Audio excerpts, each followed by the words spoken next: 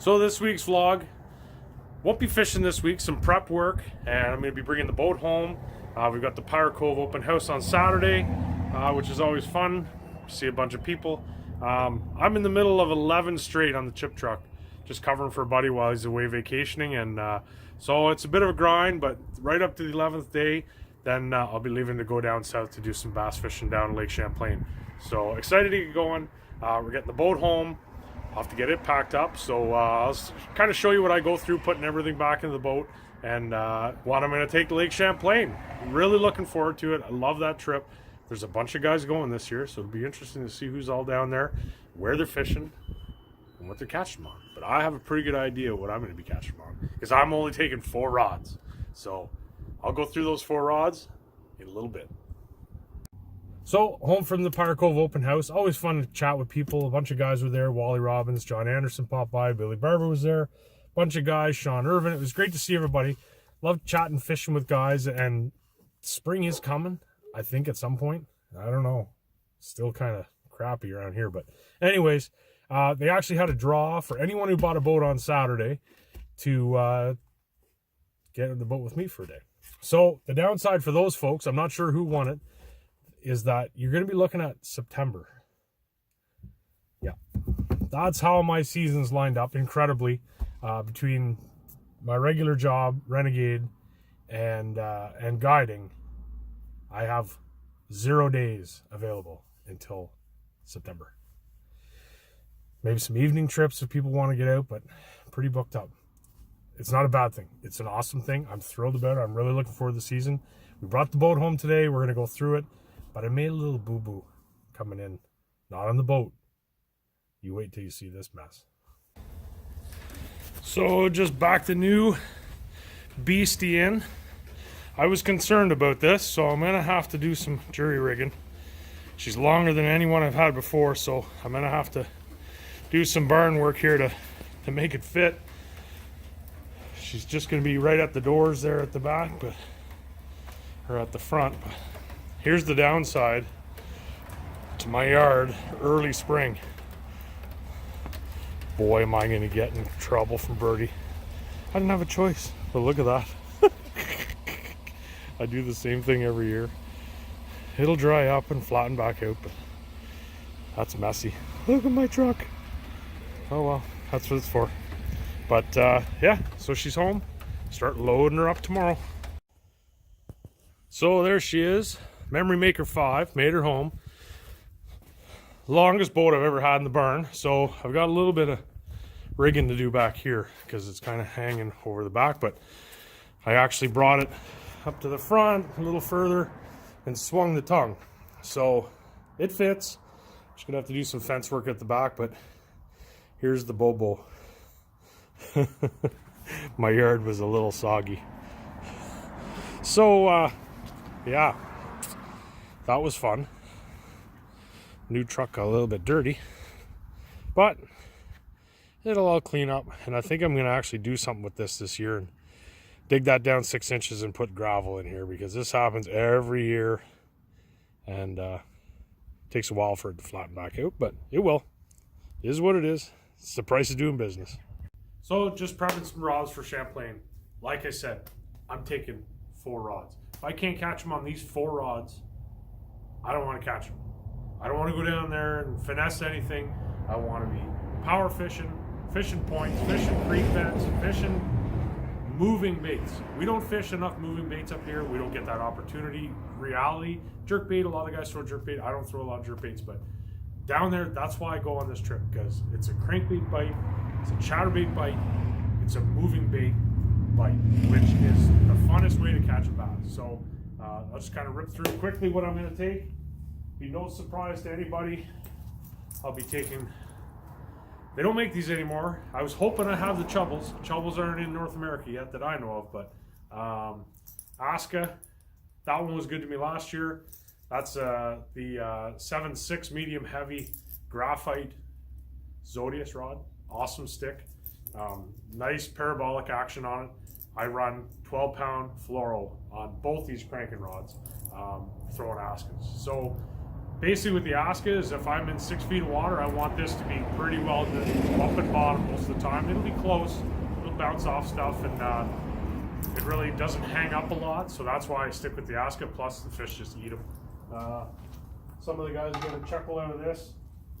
This is my old school setup, though this reel is. We still make this reel. Amazing. I call it the Pop Cam. Calcutta 200, flawless reel. Absolutely amazing cranking reel, and nobody will be surprised that I have that on. I absolutely shillelagh'd them down there one year on that crankbait right there. That's the Jackal Aska again. I think I bought every one we had left in stock at Shimano, and yeah. So if you want some, they're $59.99. No, I'm kidding, but I do have a bunch of them. If you're really desperate and you're a good guy, I might give you one. Next up, bait I fell in love with. Obviously, I've probably talked about it too much, but chatterbaits. It's no surprise to anybody. Fish eat chatterbaits. Awesome, fun to throw. When they knock slack in it, and then you just swing, it's a riot. So I have two different setups for this, both 7.6 medium heavies. This is a Zodius. That's an X-Bride that I just brought in this year to try. Chronarch CI4 Plus.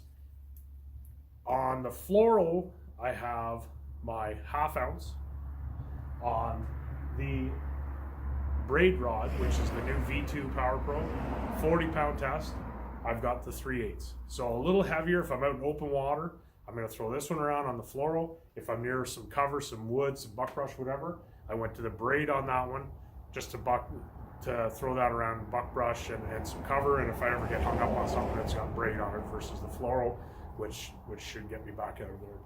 But, I'm excited to try that rod. That's pretty sick stick. I flipped it around a little bit in the yard, and I literally just spooled this up, went out in the backyard with that little chatterbait on, and almost cast it out of my yard. I couldn't believe it. I didn't even adjust any brakes. I just bombed it and it went miles, probably too far if that's possible. But I do have a Corrado DC on the way.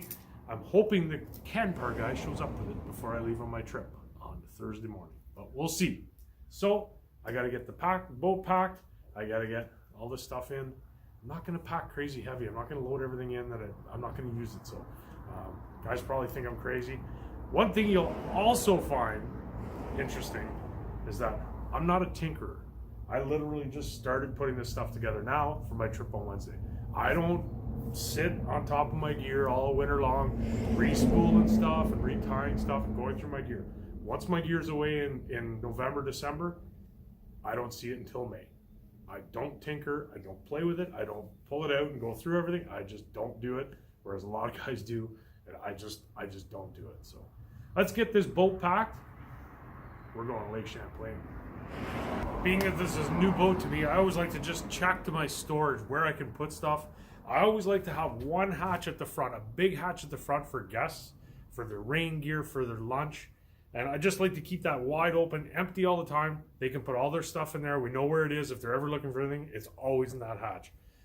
The other good part about this boat, it's massive storage. So I think all my life jackets are actually going to fit in this one hatch at the front, which is pretty crazy.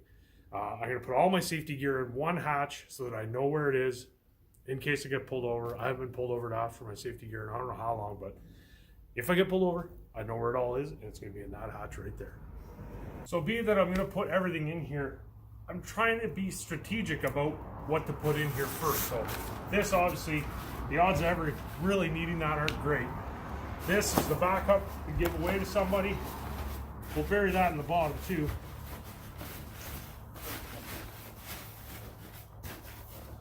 Then we'll go to these.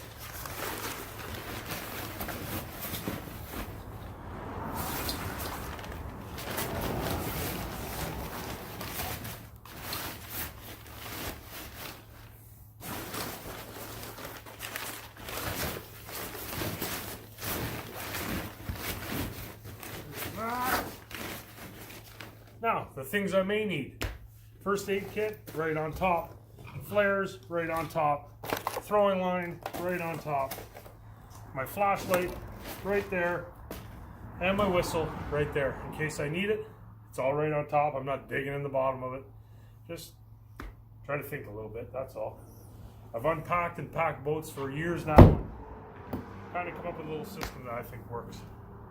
Next up is the glove box stuff. So sunscreen, spare costas for guests, you know, pliers, tape, sunscreen for your lips, binoculars, my knife, just all tools of the trade. Gum, I don't know how that got in here. And I don't know how this sunscreen got in here either, because I don't buy sunscreen, I just wear long clothes, but that all goes in next. Again, with the big storage, I carry 3 rain suits. Only one's for me. I had many trips saved for people that show up with inappropriate rain gear and we get blasted by rain and we didn't know it was coming or whatever, but I always like to have, this is Birdie's, one of Birdie's old suits, and my insulated mono suit, I throw that in just in case someone's freezing. And like I said, storage, there's a ton of storage in here that I can get this in here, and I may never open this all summer long, but if I do need it, it's here. Just fishing up here, throw my rods in last. I snuck in a 5th. I brought a jig rod, because you never know. It's a jig bite, though I could use the other rods. It'd be nice to just have it. So 5 rods, it's all I'm taking. This boat will probably hold 20, but I'm only taking 5. So that's it for this week.